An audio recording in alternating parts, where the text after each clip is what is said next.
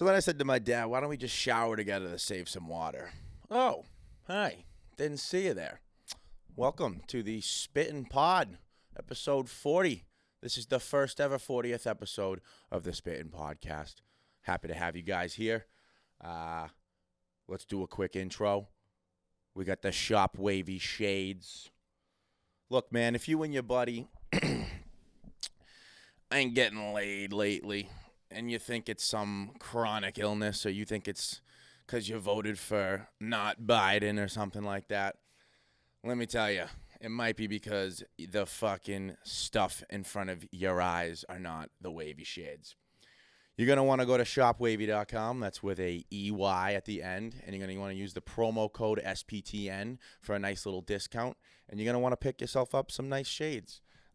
These things are perfect for, let's see, festivals, birthdays, baby showers, gender reveals, pretty much anything you can get your hands on. Perfect for a nice little stroll through the park. And, yeah, you might see some changes in your life once you start wearing those. So get your pair now. Shopwavy.com. Promo code SPTN. Well, this morning I was driving on this beautiful day, and I witnessed a male on a bicycle, older male, biking with a mask on. Not sure where this country is headed to, but I can tell you one thing. It's not looking good. The guy was obviously exhausted and probably had trouble breathing. Was definitely not anywhere 6 feet from anyone else.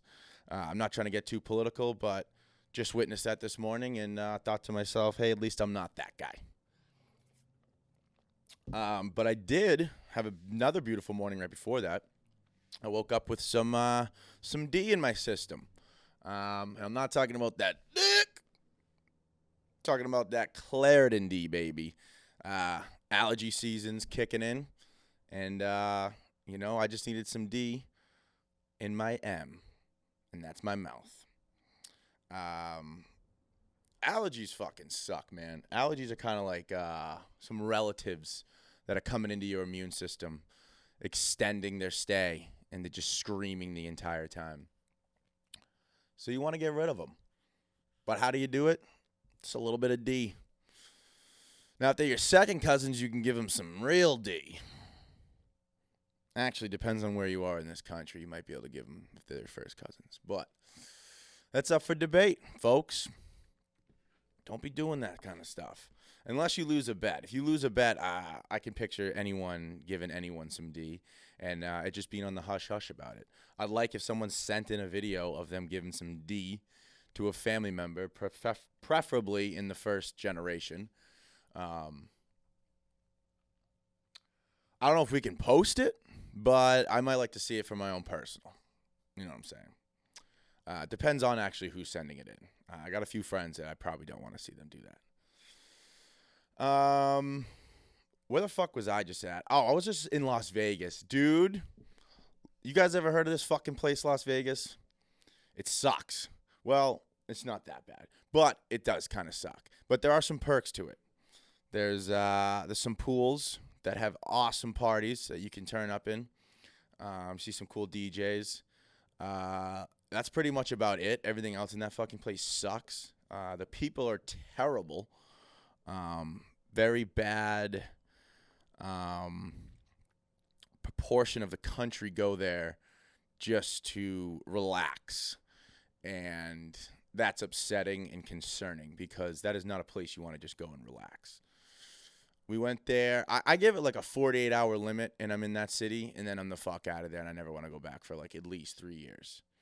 But that's just my Percy.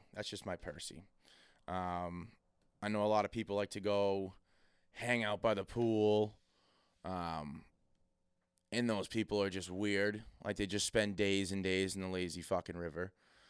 I don't ever want to be associated with that people. I really hope that my future wife is not my in-laws, I would say, I think that's what they're called, don't do that kind of activity because I'm going to tell them straight up I'm not going. You know what I'm saying? Everyone's got that joke, oh, I don't want to be in that relationship with the family that does the 5K on Thanksgiving, I'll do the 5K. It's not hard. I'll do 5K. I'll do 5 lines of K, and then I'll do a 5K with your family, and I'll hold hands with your dad the entire time, and hopefully I don't pop a chub. But I'm not going to go to fucking Vegas and hang out in the lazy river while your triple plus size wife soaks up the sun and drinks 18 margaritas. That doesn't do it for me. But the pool parties are fun. Expensive, but they're fun. You're going to have a good time. My last day in Vegas, I got roofied. And roofies are definitely no joke, but they're definitely not something that you want unconsensually. Like, I'd be down to pop a little roof and go tear it up and see what happens in the setting of my own home or the comfort of my own friends or something like that. But I definitely don't want to be, slip this drink in the middle of a super spreader event with some egregious guests around me. I got yelled at by the roulette lady table because I kept taking out money from my ATM, which is kind of hard to believe. Which means your boy was down a lot. Everyone I went, my buddy Vinny came, Vinny D from MFD on Engine 3, came up from, a good friend of mine from Marshfield, came up over from Boston, and he came for a week and I think it was like 10 days, which is a crazy amount of time to be spending in San Diego. But we explored a little bit and went around town. He ended up going to Mexico and visiting this amazing gentleman's club called Hong Kong, which has been mentioned before. And I don't know how else to describe it for you folks, but it's like an adult playground for degenerates. And that's pretty much me and all my friends. And probably a lot of you listeners if you're listening to this podcast. So he had his experience there. And then we went to Vegas. We drove out there, which was not a bad drive on the way out there. It was about 5 hours. But the ride back was fucking awful. The ride up there is driving is good because you can bring drugs, I would say. That's pretty much the only perk in driving out there because there's not a whole lot of sightseeing. You see like the Mojave Desert, and then that's about it. But the ride back after my roofing experience was terrible.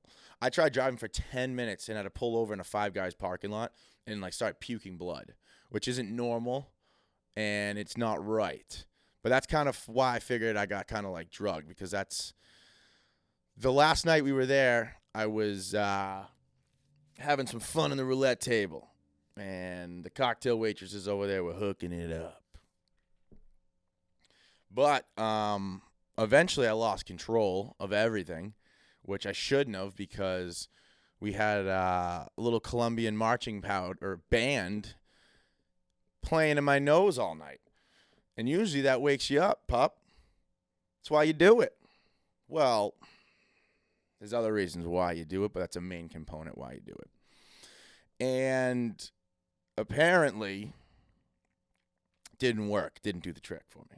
Because we ended up going back into Hakkasan nightclub, and my head was fucking bobbling around on I wasn't in the right place.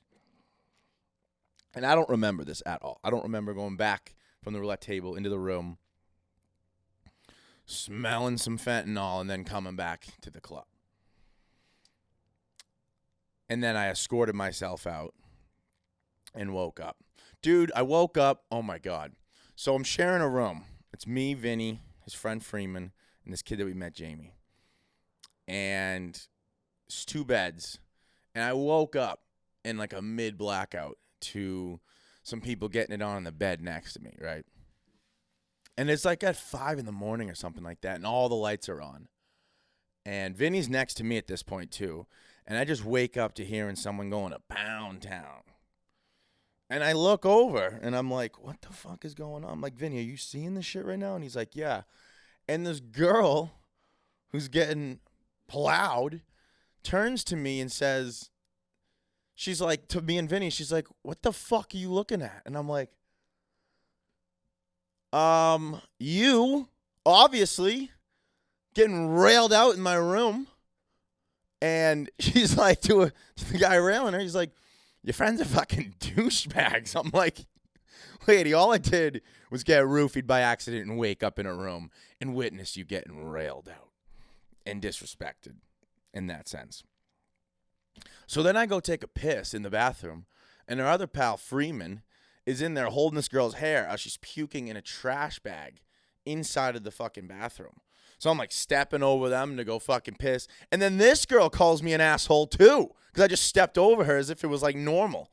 And I'm like, look, I'm trying to just piss and go back into the room and sleep. And you're all making it impossible. Now, I'm not here to cockblock anyone by any means. But I was just a little concerned while I was getting yelled at. Pool party was fun. On the way out, we were just taking some drunk pictures, and I'll pull them up for you guys. And some, let's just say, rather larger Afro-American female steps into the picture and gets a pic with us. And my initial instinct is just, I have to stick my tongue out in the picture because we're just drunk and being stupid. But she put her head a little too close to us. So allegedly, my tongue actually licked her forehead. So after the picture's taken, she just goes, yo, who the fuck licked my forehead? You white boys be wildin'. I'm from Ohio. Yo, where the fuck my friends at? And like 4 consecutive lines that we didn't have time to talk, and then she just disappeared. And it was the funniest fucking thing I've ever seen in my entire life. Now, extra large black females are one of the best women or people in general just to be around when you're drunk, because they have such a high level of energy and vibe to them, and they're ready to get down. And if you a crazy white boy, they love that shit. Now, my friend Austin, shout out Augie's food truck, he's got a thing that he showed me where he gets drunk and he picks up these voluptuous women. And it's one of the funniest things in the world because, you know, he's not this huge bodybuilder type guy, but yet he's lifting up these women who are 2+. So I got some pictures to throw on you guys on the gram of him at bars lifting up girls. And then there's also one of the roles reversed, and she's lifting him up with absolute ease. And this, I think, should be a trend. You know, they have the planking trend. Remember that shit where everyone was just lying the dicks on cars in weird places and just stiff as a board, yo, take a pic. And then we got, what other challenges was there? They had those clowns. That was a weird challenge that I'm glad stopped. We got to put a stop to those kind of challenges. But this would be a funny challenge of just like skinny drunk white guys lifting up plus size black models. It's funny. It's funny. There's nothing racist about it. It's just funny. It's funny to see. It's funny to do. They love it. We love it. It puts on a good show. Highly recommend it. 10 out of 10. Unfortunately, my foot was broken. Broke it about 4 weeks ago playing b-ball, which sucks because when you're in a cast, you get like a lot of attention, unwanted attention, and I hate unwanted attention. I'm the kind of guy that I'm an attention whore. Like I will seek out the attention and I'll do what I got to do to get that attention. Don't know why. Maybe it was because I wasn't loved as a kid or something like that. I'm still trying to figure that out. But I like attention when I want it, and I don't like attention when I don't want it. When you have a broken bone, everyone's coming up to you, oh, what'd you do? What'd you do? And they're all expecting this great story. And every time, and I'm notorious for having broken bones. I don't know what it is. I don't drink milk. I'm lactose intolerant. I get shit on for being lactose intolerant, which I'm not sure why. People are just like, just drink it. Just drink the milk. Oh, you pussy, just drink it. And I'm like, look, man, I don't know about you, but I prefer not to have, like, absolute diarrhea all the time. So I'm probably not going to drink the milk. Sorry to offend you. But also at the same time, it might be lacking some vitamins because of that, unfortunately. So that's why I break a lot of bones. So when people ask you, oh, what'd you do? They're expecting some crazy ass fucking story. And I'm for the most part, pretty witty, pretty quick on my feet. So I like to think of some funny things. But for some reason, I can never think of a funny thing why I broke something. So I just tell them I was playing basketball, because it was the truth. I was jumping up for a rebound. This is all JD's fault, by the way. And I came down, landed on my buddy's foot, and rolled my ankle, and I had brand new basketball shoes, so the soles weren't broken in and just fucking cracked. And I was down for the count. Actually, the podcast episode we recorded with Josh Nelson from PB Backyard, he was on the next morning, because I didn't go to the hospital right away, because I was like, I'll be fine, just rolled it. And also, when I got home, I just overdosed on edibles and just iced it, so it didn't actually feel that bad.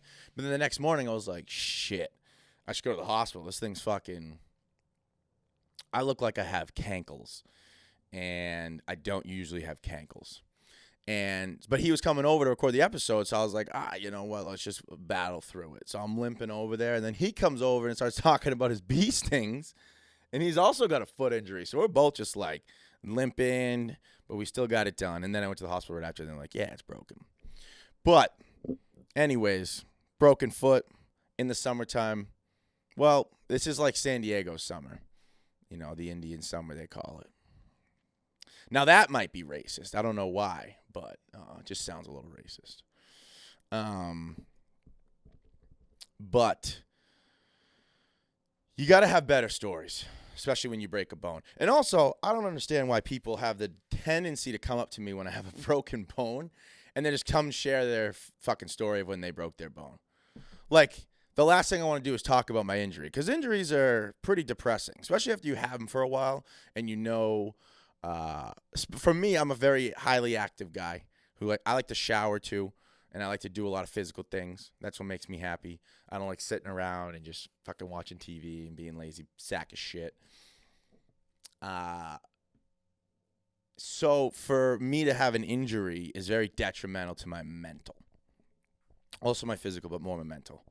So I've learned to battle through it, and I think I've said it on the podcast before, but the iconic figure Jocko Willink has a very good speech, or it's kind of just like a little bit of advice that he calls good, and it's essentially like him saying, like, if you can say good in any situation, then your life's not that bad. So literally the first word that came out of my mouth after I broke it was fuck, then shit, and then what the fuck, and then Jesus Christ, and then good. In that order. Because I said to myself, I'm like, all right, good. Like, I got time now to figure out some shit, that I was possibly procrastinating or wasn't able to get to it just due to my busy schedule. And surprisingly enough, so after I broke it, I said good. Well, I said fuck, shit, what the fuck, Jesus Christ, my dad, and then fuck, good. And then the next day, went to the hospital. And then the next day, went to the gym. Because I needed to. I needed to feel some type of normalcy in my schedule. And I go to Victory MMA in Point Loma, which happens to be Jocko Willink's gym. And I've been going there for probably, let's say, 4 or 5 months. I do the jiu-jitsu down there, the BJJ, baby. No gi, but the gi will be for me 1D. Just not right now. But I had to stop doing that, obviously, because I broke my foot. But they still have weights in there, so I go there. It's a great gym. I'd highly recommend it. If you like doing any type of, they do Muay Thai, kickboxing, CrossFit. They do boot camp classes. They do just regular boxing. They do the BJJ, gi and no gi. And they have normal weights. And it's cool because Jocko's podcast studio is in the fucking locker room of the thing. The light turns on when they're recording and shit like that. It's all soundproof and stuff like that. But it's just cool being there. And Dean Lister, obviously, like, he's huge over there. He's teaching classes and stuff like that. Like, it's crazy, the staff that they have there and stuff like that. So if you're into that stuff, it's good. And it's very reasonable prices. I think it's $100 a month, and I get all the class, like the BJJ, and then also access to the gym whenever I want, which is really, really cheap and good. And the classes, they're good. But that next day I went to the gym, and I went there, I think it was like 7 a.m. No one's really there. And as soon as I walk in, I see Jocko Willink. And I have not seen him since I've signed up for it. And I kind of thought it was like a fluke at first, like, oh, he's never there. But he's there at 4:30 in the morning getting his workout in, and then I'm not sure when he records his podcast. But he happens to be right in the checkout and sees me limping in there with my cast and my crutch. And I froze. Well, I said what up to him. I go, sup? And he goes, sup, bro? Like, literally, like, the most Jocko thing I've ever heard in my entire life. And now I wanted to say to him was thank you for his words of advice and the quote on good. And I wanted to kind of break it down to him, but at the same time, I'm like, dude, I don't know what it is when it comes to celebrities or big name people or stuff like that, but I feel like I have to wait for them to want to talk to me. I'm not going to initiate the conversation because I feel like I don't want to be that like annoying fan or like, oh, can you take a picture? Can you sign this? Like, especially at 7 a.m. I know the dude gets up at fucking 4:30. But for some reason, it was just like weird. I was like on so much pre-workout too. So like, I feel like even if I tried to talk, my heart was just like skipping so fast that like it wouldn't have even made sense. But it was weird. Yeah, I got nervous. I wanted to say, I really did want to say something to him. But I froze. But it was just like a coincidence. I felt like he was there that reason. You know, I'm one of those weird guys that thinks everything happens for a reason. People are in your place for a reason. Certain things in your life, just kind of fall in the right place if you listen to it. Trying to get into that spiritual realm. Because before I never really was, and I used to always just shit on it, like astrology and stuff like that. And I still do. I think it's a very funny comic book. Like I want to tell someone like, oh, I went down on some girl, an astrology chick, and she had a crystal in her pussy. And I'm going to ask her, what's going on with that shit? And she's going to say, yeah, I don't do the birth control, so I just put one of these in there for protection. Now, I don't know if that's the type of protection that you want, but I'm all about it. Also, is it just me or are astrology girls like extra hot? Seems like every astrology girl I've seemed to meet in San Diego happen to be very hot, which is tough. But I started doing some more research on it, spirituality, started reading some books, started looking at some podcasts and stuff like that, and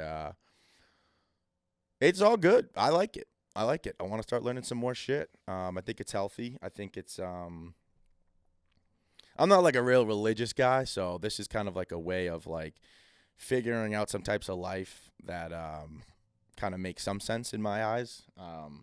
Because it's like, doing the right thing, having the right people in your life, actually like doing things for the right reasons, not for societal reasons. Like a lot of it is common sense, but like when you start feeling these things happen in your life, once you start like putting it all together, you're like, oh shit, they might be onto something. Now, drugs happen to have a big influence in this as well. So, gotta blame the mushrooms, gotta blame some ketamine, you know what I'm saying, to maybe a little Deemsters just to help me get into that right mindset. And then I'll be all on cloud nine.